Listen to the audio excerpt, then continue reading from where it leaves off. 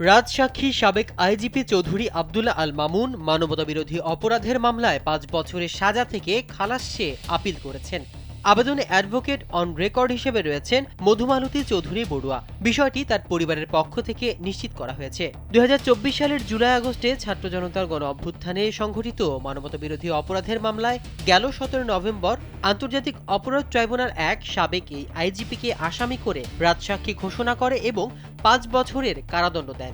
এখন ৫ বছরের সাজা থেকে খালাস চেয়ে আপিল করলেন সাবেক এই আইজিপি। এই আপিলের মাধ্যমে মামলার রায় পুনর্বিবেচনা ও ট্রাইব্যুনালের সিদ্ধান্ত উচ্চ আদালতে চ্যালেঞ্জ জানানো হয়েছে বলে মনে করছেন আইনজীবীরা। পারফেক্ট ব্লেন্ডের ফ্রেশ মশলা, ভালোবাসার স্বাদ অটুট থাক। জানা গেছে, রায়ের দিন বহু আলোচিত হত্যা মামলার পলাতক আসামি সাবেক প্রধানমন্ত্রী শেখ হাসিনা ও সাবেক স্বরাষ্ট্রমন্ত্রী আসাদুজ্জামান খান কামালকে মৃত্যুদণ্ড দেওয়া হয়।